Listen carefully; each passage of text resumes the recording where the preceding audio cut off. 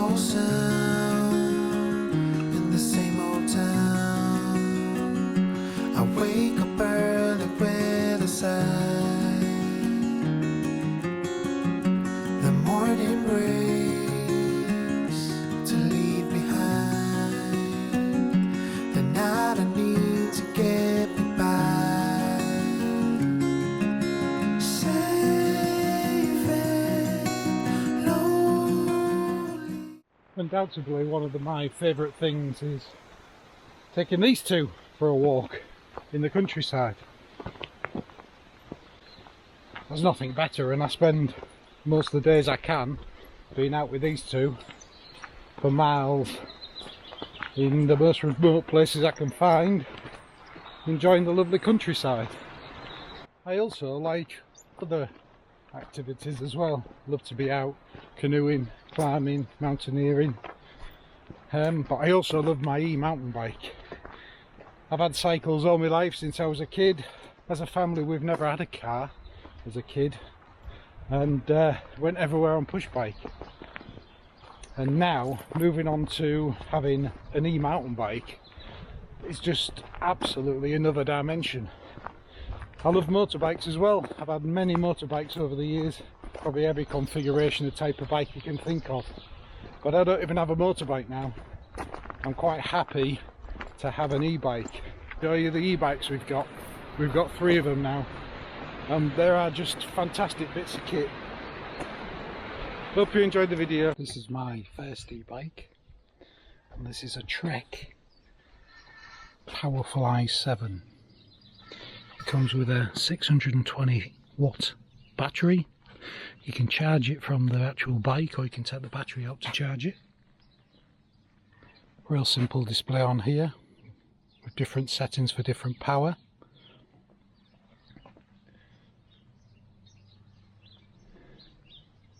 It's not the top of the range bike, but it's certainly not a cheap one. I've had run flat insets put in here, and these are tubeless tyres, front and back. And it comes with this Bosch Generation 4 Performance Line CX motor. And this is the 3rd motor that's been in this bike, which you might think is a real problem, but this bike I've had for over a year now, and it's done over 1,000 miles of hard work, and it's standing up to it reasonably well. The good thing about these motors is if you take it back to the shop, they plug it in, send the information off to Bosch, and they'll look at the faults. There's up to 8 fault codes on this, and each time this one's been in, I've got every fault code on it, so I've really damaged the motor. They replace the motor free of charge, and they give you a new 2-year warranty on the motor.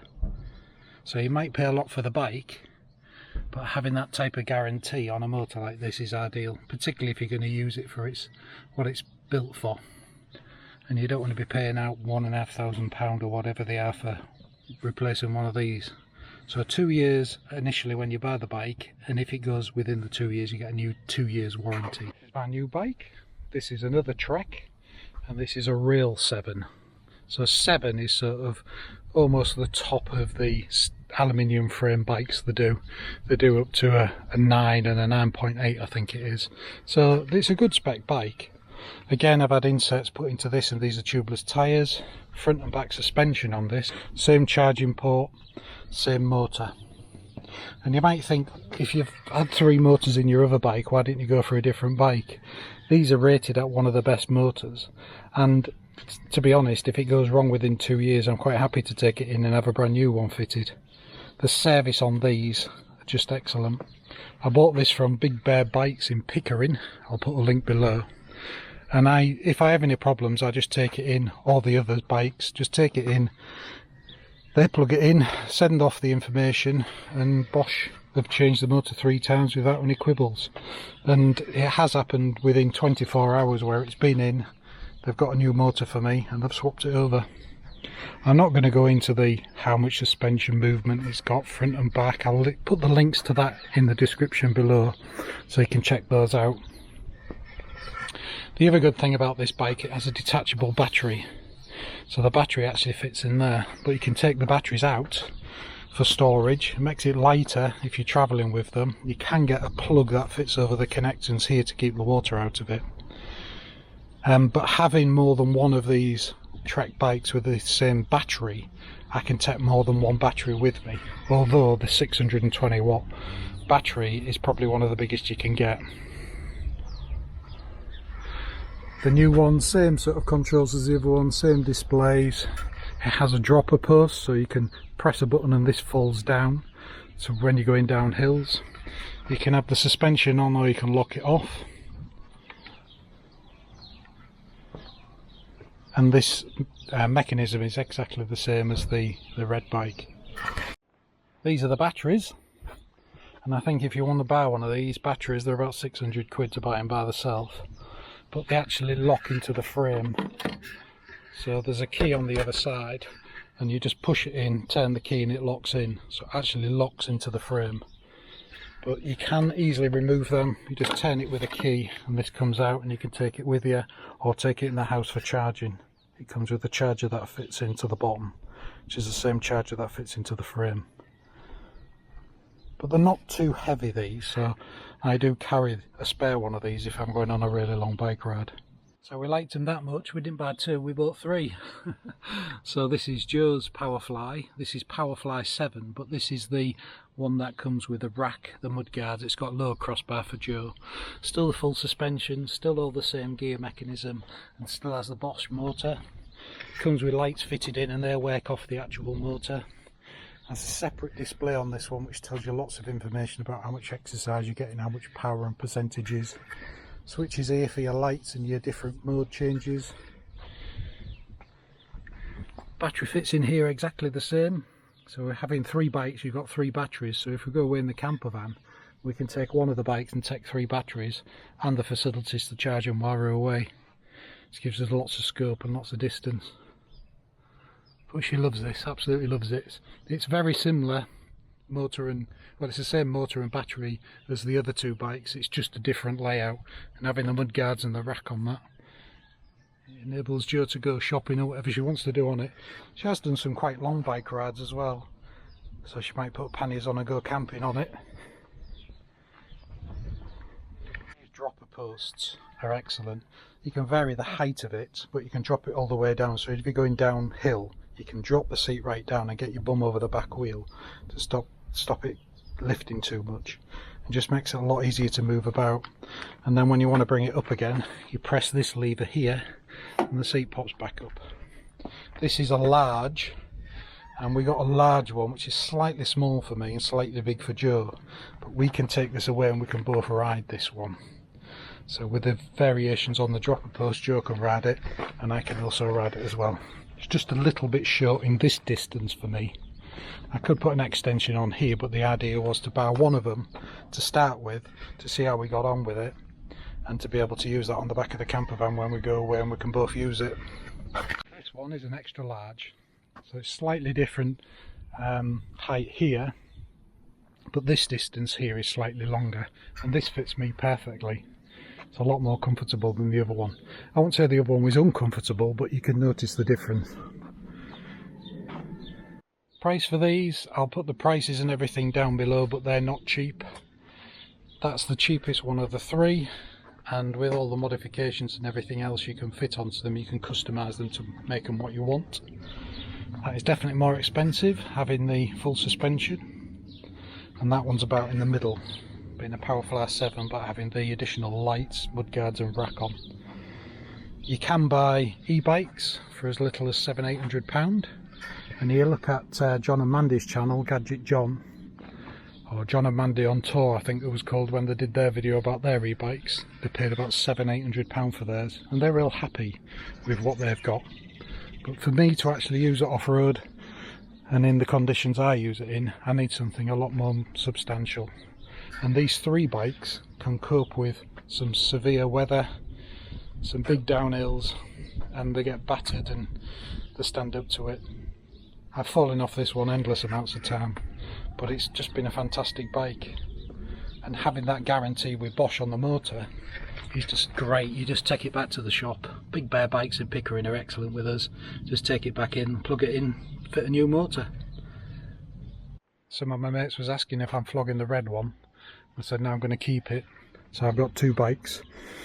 So we may take the red one away when we're going back in the camper van if we just want to take one bike. We can both ride it. Or alternatively, we can take either of the other 2 as well. But the other good thing is that now we live up here and we have so many trails and things, if any of my mates come up, I can borrow the other bike and we can go for a blast around the moors and some of the tracks. A question people always ask is how long does a battery last?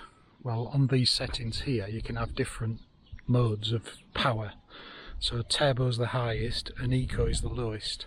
So if you have it in turbo all the time, you're going to use a lot more power, but it gives you a lot more resistance. If you have it in the eco mode, you'll obviously get more mileage out of your battery. But I can go for a full day riding on one of these. I'm tired before the battery's worn out if I use the power appropriately, just by using the turbo to get up some big hills. All 3 of these are pedal assist, and that's the legal requirement for e-bikes in this country. So as you pedal on this, the motor kicks in and assists you to pedal. If you stop pedaling, the bike will stop. It only assists you to pedal, and it only assists you up to about 16.5 miles an hour, I think it is, and then the actual motor will switch off. You can still pedal faster than that, but you get no assistance. Or if you're going down a big hill and you're going faster than that, you'll get no assistance. But I think that speed and that assistance on these, with the variations of the different modes you can use, is perfect for everything I need to use. I don't need it to assist me any faster. Mainly it's for getting up some of the big hills, or getting me home when I've had enough after a long day out on them. They are very easy to look after. Wash them down with soapy water, make sure they're nice and clean, and make sure your chain set and everything's oiled and everything's adjusted properly. The brakes on them are excellent. We live not too far from one of the steepest roads in England, and we can fly down there and this will stop you dead with these 2 disc brakes. And the same disc brakes are on each of the bike. Surprisingly, the pads for the discs as well are very cheap. They're about 10 quid for a set of pads for these, and they're easy to change. You just take the split pin out, slide them out, slide your new ones in. With what I've said about these e-bikes and the motor going on them and the technology in them, if something goes wrong you can't fix it yourself with the motor and the electrics. It has to be plugged in and they have to use a diagnostic on the laptop.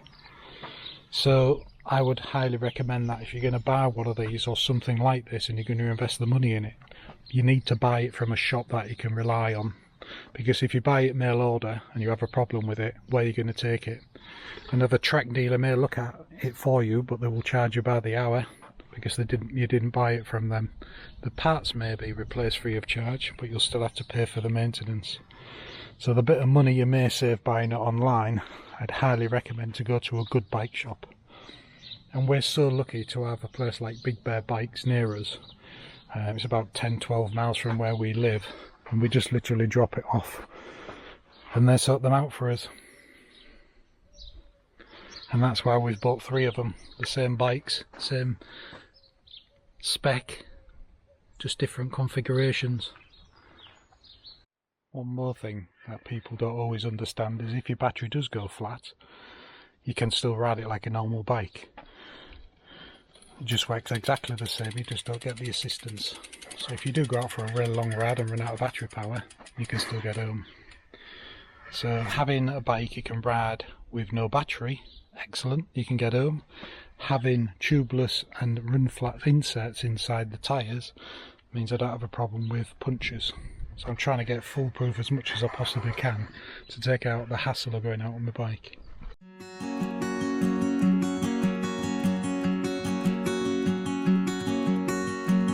It's the same old sound in the same old town. I wake up early with a sigh. The morning breaks to leave behind the night I need to get me by. Safe and lonely. old sound